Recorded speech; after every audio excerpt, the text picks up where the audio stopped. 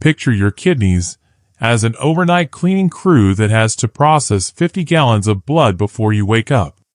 What you eat an hour before bed decides whether that crew works an easy shift or double overtime. Here's why. Your blood pressure is supposed to drop while you sleep, in a pattern doctors call nocturnal dipping. It's like a plumbing system that's designed to run at low pressure overnight for maintenance. When that drop doesn't happen, because of poor sleep or the wrong evening food, your kidneys spend 8 hours filtering under pressure they weren't built to handle every single night. Do that for years, and the wear adds up. So tonight, I want to walk you through what actually happens in your body, piece by piece, when you eat the right or wrong thing before bed. And I'll be upfront about something most videos on this topic won't tell you. Some of the science here is real, but modest, not miraculous. I'd rather give you the honest version than the impressive-sounding one. Let's start with sleep itself. Tart cherries are the one fruit here that's actually been tested for sleep, specifically. Researchers at the University of Rochester ran a small study in 2010. 15 older adults with ongoing insomnia drank tart cherry juice for 2 weeks. Then a different juice with no tart cherry in it for another 2 weeks, so each person acted as their own comparison. During the tart cherry weeks, their insomnia measurably improved. But here's the honest part almost nobody says out loud. The researchers themselves described the results as moderate, and in some cases negligible. It wasn't a light switch. It was a dimmer, nudging things in the right direction without transforming them. Still worth knowing though, because better sleep supports that nighttime blood pressure drop we just talked about, and that drop is genuinely protective for your kidneys filtering vessels over the years. Now here's where it gets interesting, because your heart and your kidneys aren't separate systems. They share the same plumbing and the same damage. In 2013, a researcher named Eden Cassidy published a finding that followed over 93,000 women for 18 years.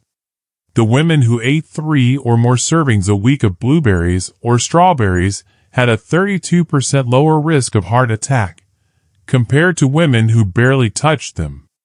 The fruits are rich in antioxidants, compounds that help stop everyday cell damage from building up before it turns into something worse.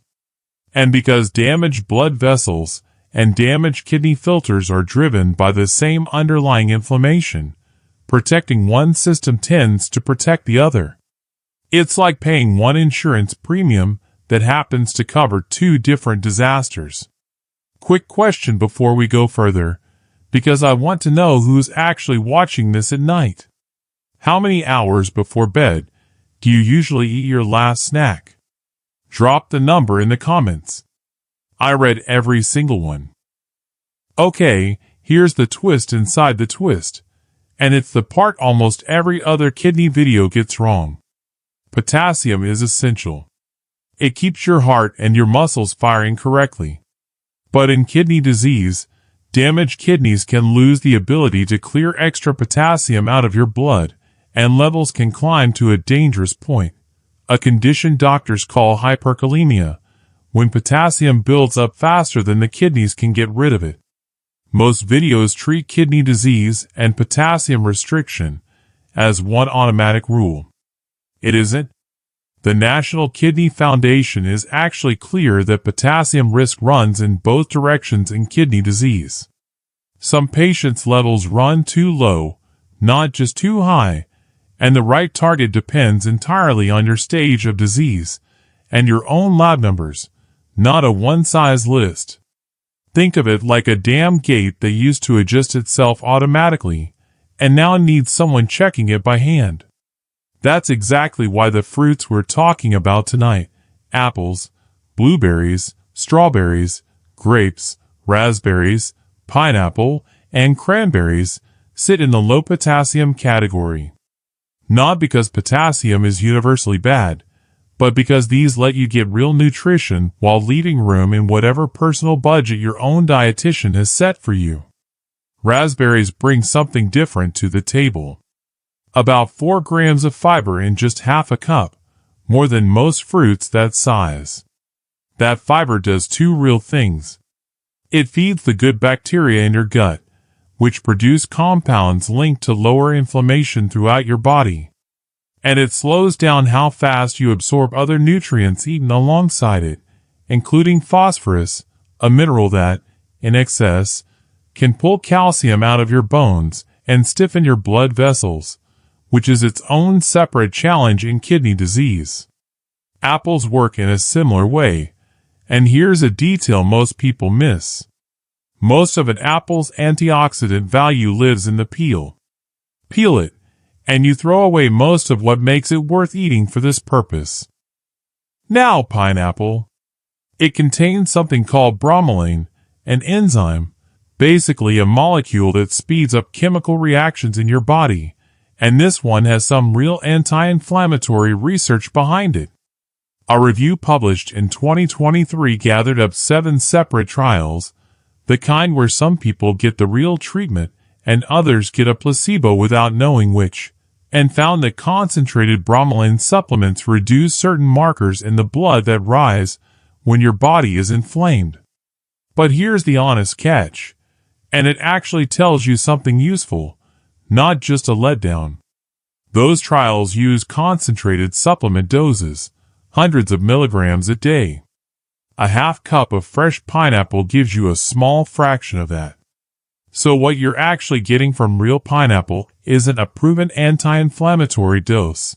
It's a genuinely good, low-potassium fruit choice with a small plausible bonus on top. That's still a win. It's just a smaller win than the supplement studies show, and you deserve to know the difference before you build expectations around it. Last one, and this is the fruit with the real catch built into it. Cranberries have a real, if modest, role, but not the one most people assume. Government health researchers confirm cranberry products may reduce the chances of repeat urinary tract infections, the kind that cause burning and urgency, in women who've had them before. But cranberries do not treat an infection that's already active, and even the prevention evidence is described as limited. Here's the actual catch. Most cranberry products sold as healthy, the juice cocktails, the sweetened dried cranberries, are loaded with added sugar, and sugar-sweetened drinks are independently linked to higher kidney disease risk. So the real benefit lives specifically in unsweetened cranberries, not the version sitting on most grocery shelves labeled as the healthy choice. None of this is a treatment plan, and it was never meant to be one. It's a short list of low-potassium, real research-backed fruits that let you support your body overnight without the potassium load that makes other fruits riskier in kidney disease. A reasonable place to start. A half cup of berries alongside an apple with a peel on, a few nights a week, adding one new fruit at a time so you can actually notice how your body responds. If you're managing more advanced kidney disease, your potassium and phosphorus limits may be tighter than anything general I've said tonight, and that's a conversation for you and your kidney dietitian, using your own lab numbers, not a video. Your kidneys don't need perfection. They need your actual numbers, not a blanket rule. Every week, this is exactly the kind of depth we go into on this channel, the real biology behind a food, not just a safe or unsafe list. Subscribe and tap the bell so you don't miss the next one. That's the only thing this channel does.